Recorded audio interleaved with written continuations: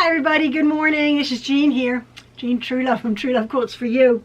I am now at the point where I have made my binding for my basic quilt here, my Back to Basics quilt. And I'm going to be binding my quilt with, guess what? Squared corners. I don't think you've ever seen me do that because I don't think I've ever done it. So I have to go watch a bunch of YouTube videos how to bind a quilt just with a mitered corner. I think I know how. I've seen you sew it. Oh wait, that was when you sewed it onto the front. I sewed onto the back.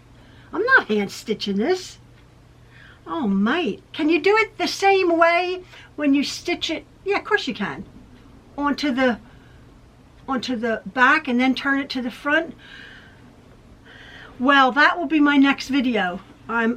This video is just a little thing. You've seen me do it a million times. How I trim up my quilt from the backing and the batting.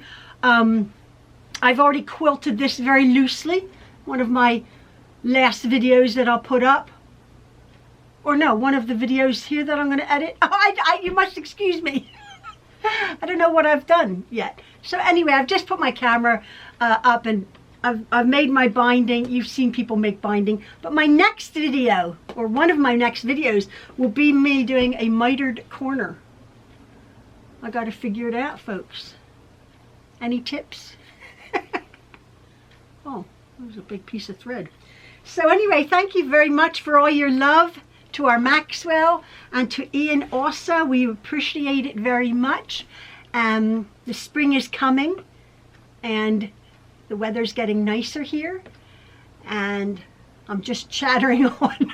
I'm a little bit tired today, but I just thought I want to finish this quilt up because I do have a project in my head, which will maybe be like a series of projects. Oh, I got tons of, oh, these were threads from my floor.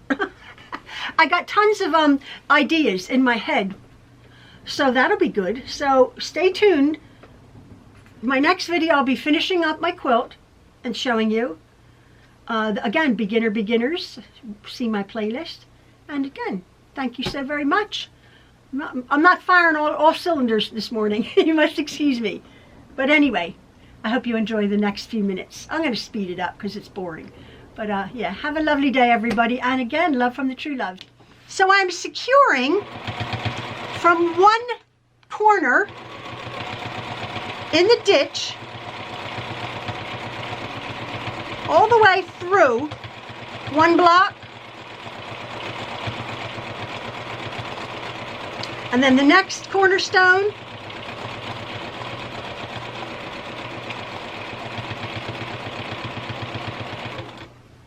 As you can see, I have to get a side little table here. As you can see, I don't have a walking foot. I get a few little puckers on my quilt, but I'm okay with that.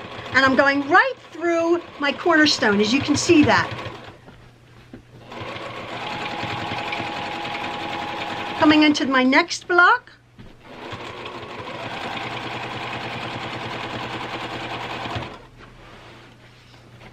So I'm going right across the diagonal of my quilt in the ditch. Coming up to my next cornerstone, which has already had a little X put on it, as you can see, right here. I've already secured this area here, and I'm coming to this, finishing this block up here.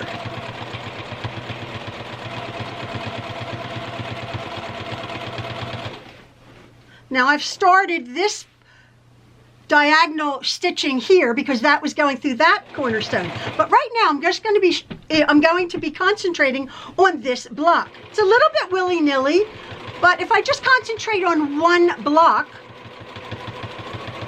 for the most part, I can then, see where I can walk away from it, see where I've left off. So as you can see, I've secured my quilt here, this one, and this way. Now, I'm going to be securing my quilt on the diagonal, just in this block here, on this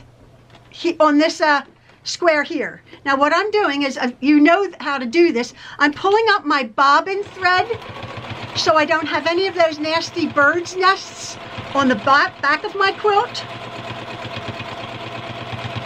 And I'm just stopping, almost like holding my quilt a little bit tight so I can sort of have not a back stitch, but a very tiny stitch. I clip my threads as I go along. So you can see this is stitched down, this is stitched down, and now I'll stitch this down. Again, I'm just concentrating on one block. Then it doesn't become so daunting. I can do that because this quilt has sashing.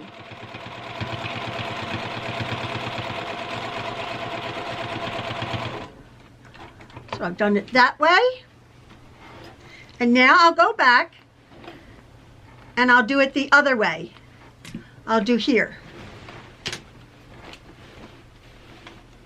So it's only just a few lines of quilting in a block, and I've secured my whole block.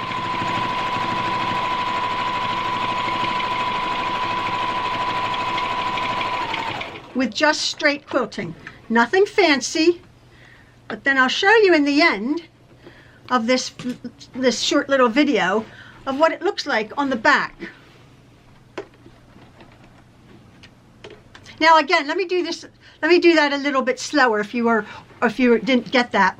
What I'm doing is I'm not wanting to have a back stitch, all right? This is basic quilting. So I take my thread, my top thread, and I hold it, and I put my needle down, I hand wheel it down to the spot where I want to go, and you can feel it looping up the bobbin thread, okay? You just move it over slightly, and then you just pull, and there's that little bobbin thread, that little loop there.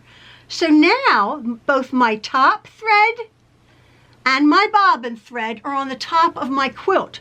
So I stick them back under the presser foot, so there's nothing underneath to make a little bird's nest of thread or a back stitch. So here's my two threads right there, and I put my presser foot down, and then this stitch here that I'm doing will secure that stitch there, those two threads.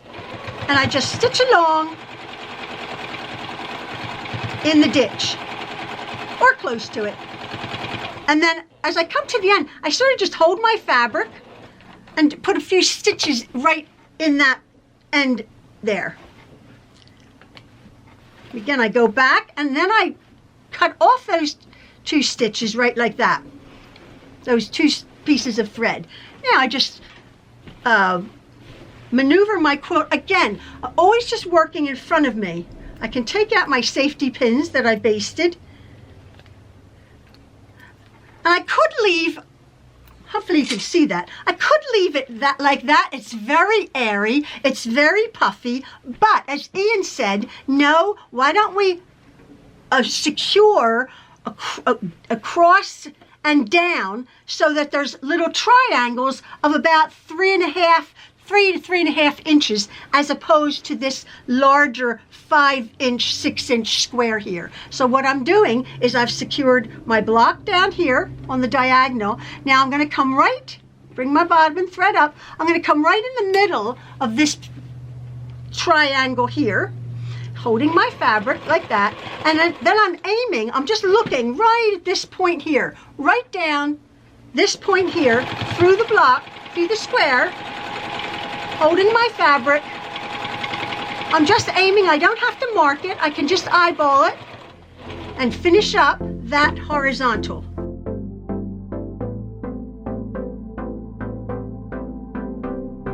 I have finished quilting my Back to Basics quilt, and right now what I'm going to be doing is I'm going to be trimming off my backing, my batting, and choosing my binding. So what I do is I've stay stitched or basted my quilt along the edge here, and with a rotary cutter or with scissors, I just make sure everything is nice and flat. I'm just going to cut that right along.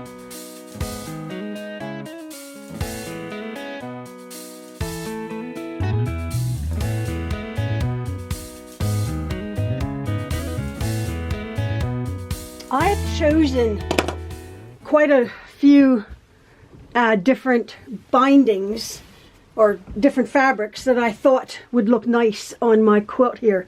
The first one I went to is obviously my stripe, right? I love stripes. And this is a blue and white stripe, which I quite liked. I quite like that, but it's not exactly the same color as the blue, although I'm not really struck. But I've done a lot of stripe bindings, and I love it, but I don't. I like it, but I don't love it. Then I thought, well, I'll go to a polka dot, a blue polka dot, which was nice. And just see that one. Now I will be. Let me just see here. I will be covering this blue on the edge here. So my. Let me see if I can do this here. With my binding, and probably just allowing that little bit of pink to show, if that. So my binding is going to be the focal point there, as you can see. That's nice. They're all nice. They're all nice, right? I quite like that. And again, I went to the pink and white, which is lovely. That's nice. If I wanted it, again, it's more of a girly quilt because of the floral.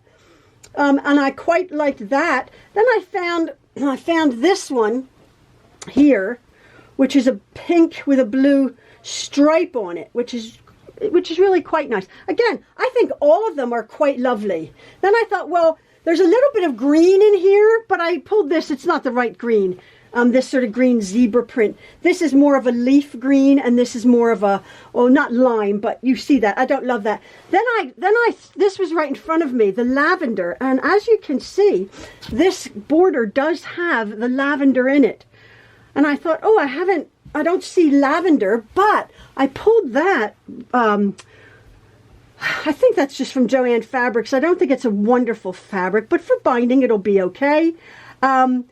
It's lavender and white, and I believe even if there's not enough strips, because they are different, to go all the way around, I would just do like this one here and that one, and make the binding different. It's okay. Make it a little bit different on all sides, even though they read the same, as you can see. But then I was looking at the back of my quilt, and as you can see, it's a bright primary, or not primary, but bright colors it has on here. It has the blues and the dark greens and the purples and the hot pinks and the teal. And then I thought I'd do sort of like the lavender, but then I saw this fabric, which is ever so old. Man, this is old fabric. But it's nice. Let me see. Oh no, it's a Joann Fabrics, but it's old. Yeah, this is old. But it really is quite nice. That's because it's older. And I thought, oh, I liked the lavender as a little bit of a surprise on the end. And then I saw this, and I'm thinking, I quite like that purple. Believe it or not, I quite like that deep purple, but I think I like it quite a lot because the deeper color goes with the back of the quilt, which doesn't really make a difference. I mean, it doesn't really, whatever. But if I did turn it around, this is more dark, solid, and so is my binding. But because my quilt is busy, it's a very busy quilt, tons and tons of patchwork, tons of colors that you see. The darker, I think, just sort of with a little touch of the blue, just sort of grounds it slightly. Hopefully I'm not making a mistake, but I actually quite like that. Even though it's a pattern, it has the blue in it, and it's not lavender, but I quite like that. So I'm going to do something a little bit different, and I've chosen that for my binding.